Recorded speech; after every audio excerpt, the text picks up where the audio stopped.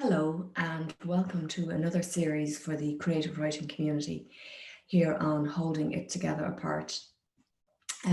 Some of you may have tuned in the spring where we did a series of videos were called Our Stories During COVID-19, and it was just wonderful to hear what people were writing about, and people sent in lovely work. And now, hard to believe that it's the autumn. And we're going to run another six video series called The Happy Writer, Start Writing and Keep Writing. And particularly, as we know, I think maybe in spring we were hoping that this COVID might be kind of coming towards an end, but that isn't the reality. And so more than ever, we need to mind each other, mind ourselves. And part of that can be to have a creative writing practice.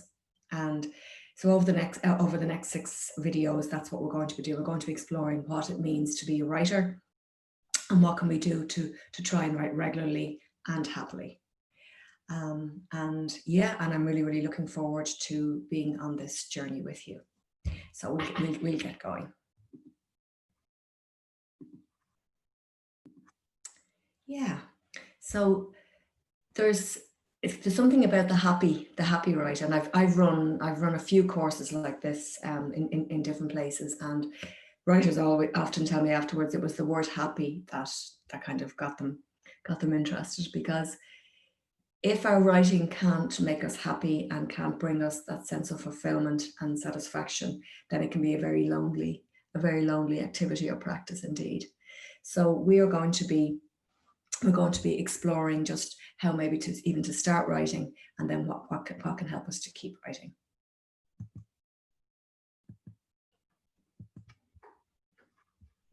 Yeah, so the first week we are going to just really focus on the writer themselves and just understanding what it is that makes us as writers kind of tick. And don't worry if some of you are listening or listening in or viewing it haven't begun writing yet. Great. This is very much for everybody, from people who have started, maybe to people who are just looking to get back and maybe fall in love again with their writing. So I thought we would begin by just looking at what other writers say about why they write. And we're just going to take a little bit of time as we're going through these, just for you to think about what it is that makes you want to write. So I write because I don't know what I think until I read what I say. And that's from the writer Flannery O'Connor. And that's something that's echoed amongst many people, in that the actual writing of something can help us to make sense of what we're feeling, what we're thinking. It can even help us to make sense on maybe our viewpoint or our stance. So it's a really good way of kind of opening our minds. It's a really good way of getting us in touch with what's important for us, getting us in touch with what we actually think and what we actually feel. So it's a great, his quote really resonates with me particularly, but not just me, loads of others as well. Writing is the only thing that when I do it, I don't feel I should be doing something else. And that's from Gloria Steinem. And again, chatting with other writers and working with other writers, there is something around that wonderful feeling of when we are writing and when we are in flow, that there's a fantastic feeling that we're in the right place and just doing exactly what we're meant to be doing. And it doesn't last forever. You can imagine it kind of, as soon as you get up from your writing, you're back into the world again. But there is something about writing, and I think it's about anybody who's engaged in creative activity of any kind, or even any activity that brings us flow, like like dancing, like running, it can bring us flow too. But there's something for people who love to write, that when you're actually writing, there's just this wonderful sense of that you're in the right place and the rest of the world can fall away. It's a really powerful feeling to experience. I just knew there were stories I wanted to tell. And this is from Octavia E. Butler. And I think what she's saying again is something that I hear over and over and over again from people, where everybody, I think everybody almost has a sense that there's stories that are important that they tell, and that if we don't tell them, then they'll never be heard. And there's a wonderful quote, and I think I quoted it in the last series too, but I think it's worth saying it here again, by Niall Williams from The History of Rain, where he says, "We are our stories. We tell them to stay alive, or to keep alive those that live now only in the telling."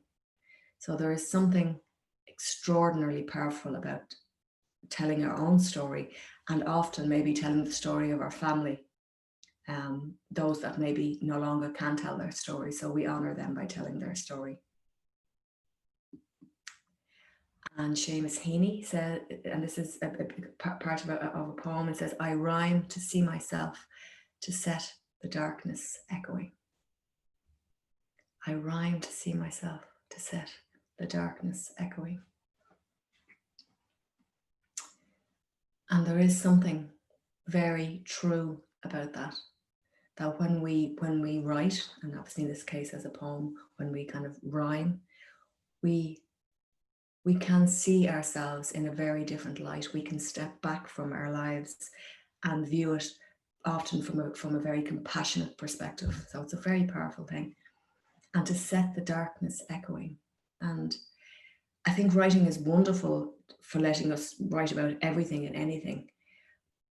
But when we are experiencing something that's very difficult to articulate, we're experiencing something that often is very difficult to even sit with, it can be very powerful to be able to write about that. So I'm very conscious at the moment that during COVID-19, there's a lot of darkness around us.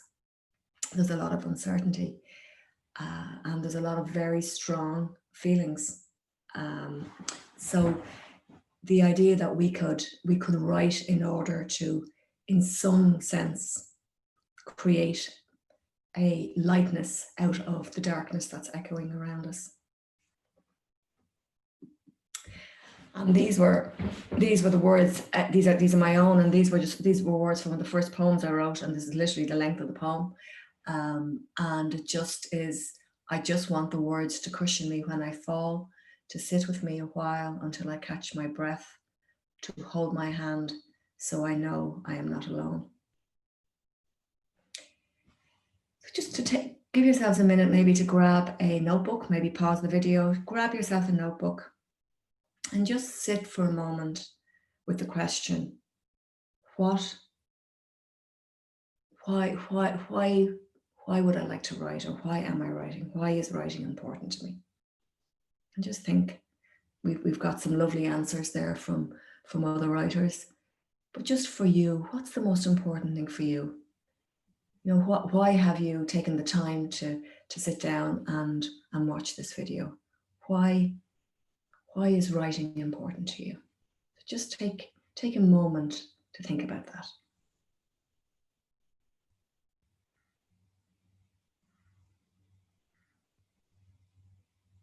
Even listen to the silence around you. It might help you to answer it too.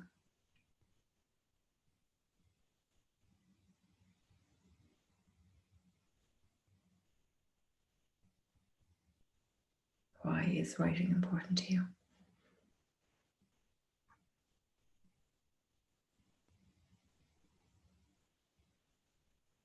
Okay. So people often say to me, you know, I don't know, what should I write about? You know, what can I write about? And I really understand them when they ask that question, because I didn't begin writing until I was 40. So there were all of those years before that I really had a sense that I wanted to write, but I didn't have the confidence. In fact, I just didn't believe that I could write.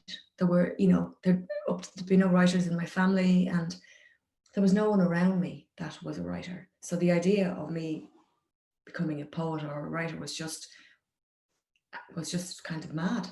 And then the second thing was, and this is very much what this question throws up, is I was telling myself that, well, even if I could write, what would I write about? What, you know, what could I say that could possibly be interesting or important? And maybe some of us got that message in school and from the poetry that we were exposed to, and some of it was beautiful, but so many of the poems that we were exposed to came from writers that were dead.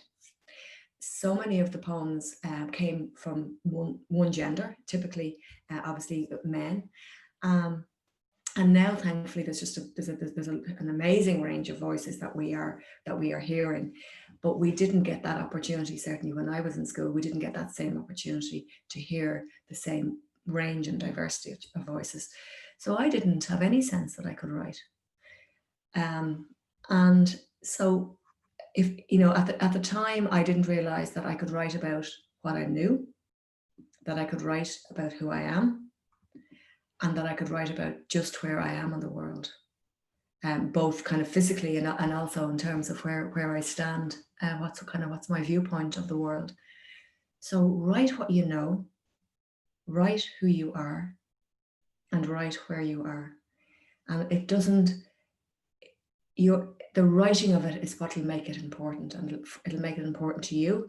And if you work hard at your craft and do it in a way that allows your reader to see themselves in the writing, then it will become important to them too. So write what you know, write about your life, and we'll kind of look at a few things in a moment, just kind of ideas for writing, but write who you are.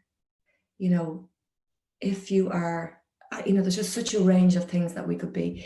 You know, we could be the head of a company, we could be, you know, a 10-year-old child, we can be in school, we could be at home, we could be, you know, not able to leave our bed, and we can still write about what we know and write about who we are. Our life experience is so important, and it's no matter where we are, it's so rich in meaning and so rich in inspiration. No matter what kind of life we think we're living, the writing of it will help us to celebrate that. So write what you know, write who you are, write where you are. And I'm going to share a poem now by a poet called Derek Walcott. And this epitomizes for me, and so many others that I know who adore this poem, it epitomizes this idea of sitting down with yourself and really celebrating who you are. And I think that can be the beginning of true kind of writing from the heart. And even if you feel like you're not at that point now, then you can write yourself into this. So this is called Love After Love.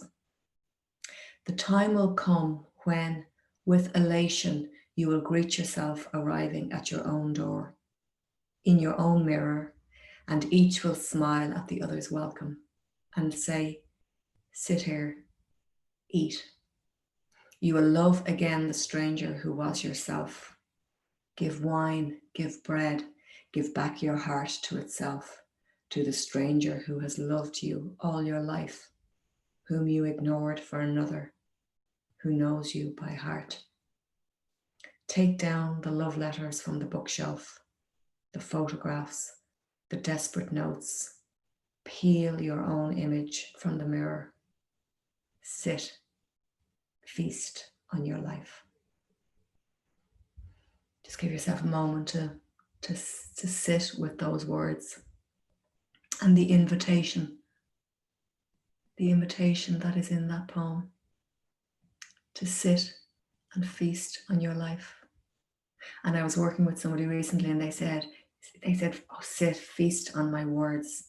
And they kind of came away from the poem with that lovely, lovely sense of almost having been given permission to just feast on who they were and feast on their own words as they were describing who they were.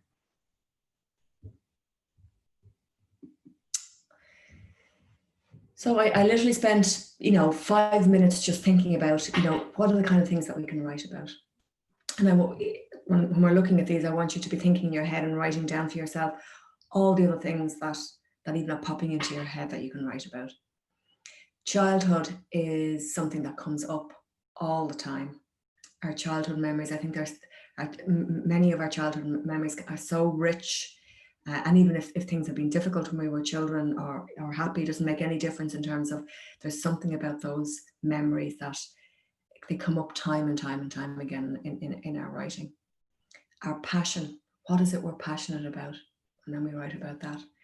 Our family, and again, you know, it's whatever kind of family we have and we are. It's not about pretending that we're something that we're not. Our hobby, if you have a hobby, something that you spend a lot of time on, and I'm just thinking, for example, something maybe like fishing or knitting, you know, anything that brings you pleasure and that you get focused on and concentrate on. Maybe you could write about that. And nature is something, I think, particularly during COVID-19, many of us kind of rediscovered the importance of being able to be around nature and to experience the movement and the flow of the seasons. And as I said, kind of our earlier video series was in the spring. And there's a real sense now, even for me, kind of coming back and doing this series in the autumn, just of how things have moved on. I know in some ways they may feel like they haven't, but the season has moved on and the rhythm of the earth has moved. So what is it about nature at the moment maybe that is speaking to us? Our sense of home. And this, it can be something so rich, you know, our sense of home, or if we have no home, what that sense of what that means. So just how evocative that idea of home can be. And holidays, and just to say that even though things are in, the words are in bigger and smaller fonts, that's just because they're picked randomly. But holidays, again, I think because often we are in a kind of have a heightened sense when we're on our holidays and we're more relaxed. Holidays, often we can have very vivid memories from and very vivid experiences. So they can be a really great place to write about as well. And then, you know, what makes you happy, sad, angry, what makes you laugh, anything that creates emotion in us, that's what we write about. Whatever is important to you. And I can't stress that enough. And as I said, that was one of the reasons that I waited so many years to begin writing, because I didn't realize that I could write about what was important to me. And the discovery is that if you write about what is important to you and write about it in a way that allows your reader to come in, you'll discover that, because we're all human and so much of what we experience is universal, is that what's important to you will echo and resonate with other people as well. And then the places that you love. There are so many places that we love that can really help us to, you know, when we're in them, maybe somewhere in the park, it could be somewhere in your house, wherever it is that you love, you could sit there maybe and write about that. And just at the moment, you know, autumn is really calling to so many of us.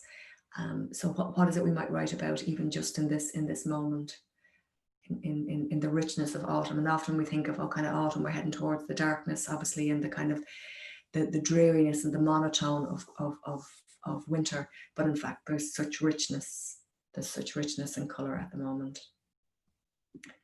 So just tips for getting the writing going. And none of these are universal, these aren't just mine.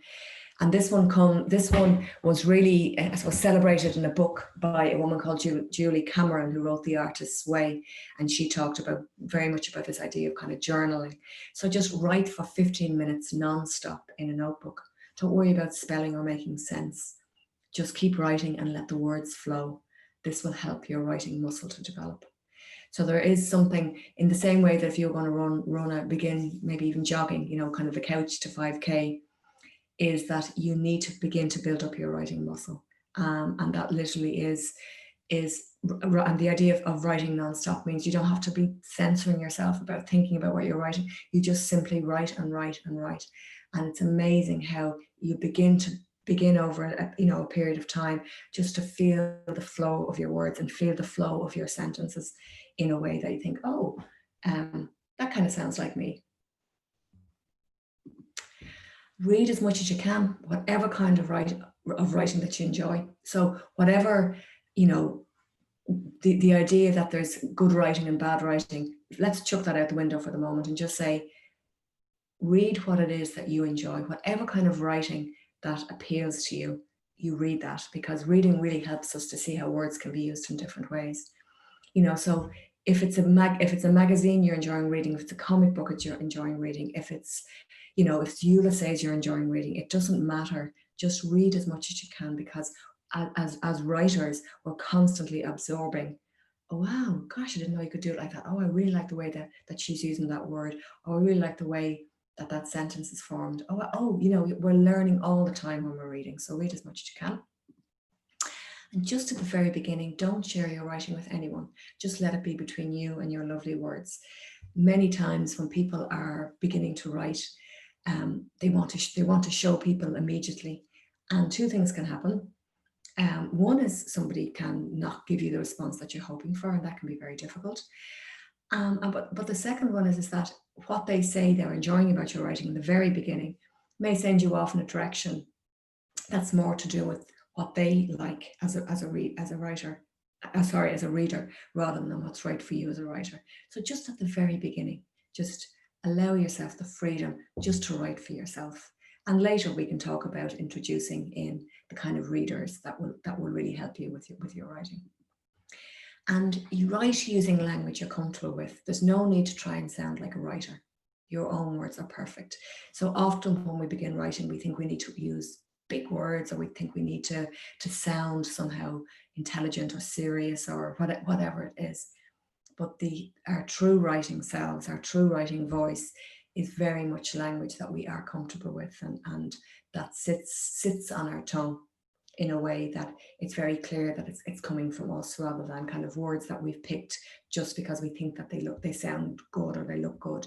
They're very much, it's about owning our own language and the way in which we speak, and then the way in which we write. And most importantly, remember to enjoy your writing. It's one of life's greatest pleasures and comforts when we stop worrying about whether it's good or not, and let that be a question for another day, whether it's good or not. For the moment, just to enjoy the pleasure of writing. So thank you very much for listening in, and I'm looking forward, hopefully, maybe to seeing some of you. Obviously not really, but do you know what I mean? Hopefully some of you may be tuning in for our next week, which is about valuing what we write. So thanks a million, and enjoy the rest of your day.